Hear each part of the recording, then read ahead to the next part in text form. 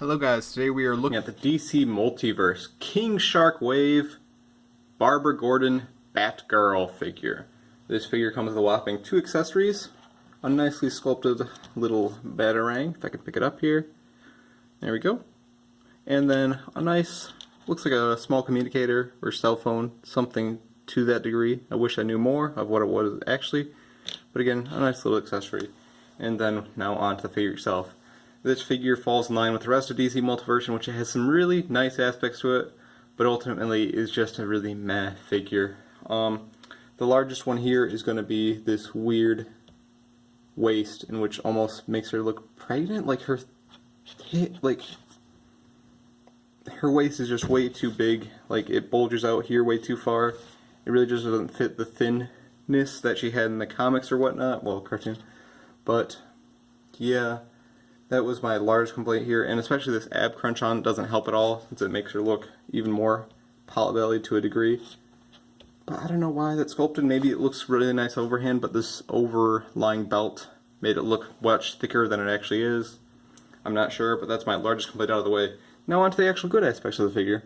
The figure has a nicely sculpted head sculpt. The hair isn't quite as crisp as I'd like it to be, but it's well painted. The boots also have a good sculpt, and again, aren't quite as painted as nice, which the crossings aren't quite as in line as they should, but they get the point across. On the back of the figure, we just have a nice simple bat cape, her little cape there, and if we can get her to stand at the very slightest.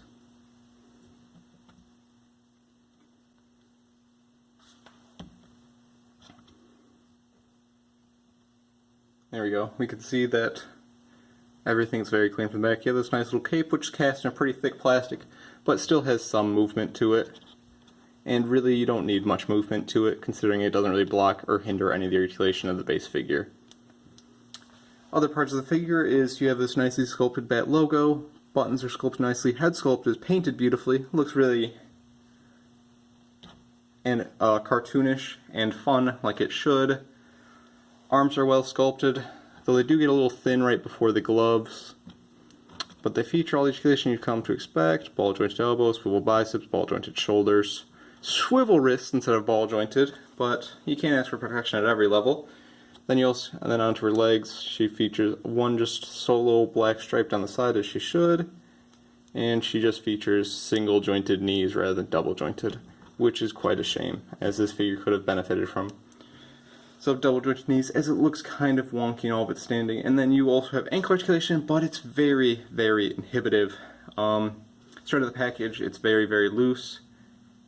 But I guess after time it comes looser, but it's still hard to use and it doesn't really sit at every position like you want it to. Yeah, and this figure also comes with the King Shark left arm, which I'll post a picture here. Sorry for not covering right at the start there. I forgot, but really that's the main draw to this figure, is the amazing King Shark Build-A-Figure piece. Because the King Shark just blows all other DC Multiverse Build-A-Figures out of the water, like completely. Maybe Clayface has it beat, but Clayface is a really newer one. They had time to perfect it, but King Shark was really, because Multiverse really failed at Build-A-Figures at the start, unlike DC Classics, but they really caught up. But yeah, BatGirl is a good figure, has good paint apps, a decent sculpt for the cartoon style.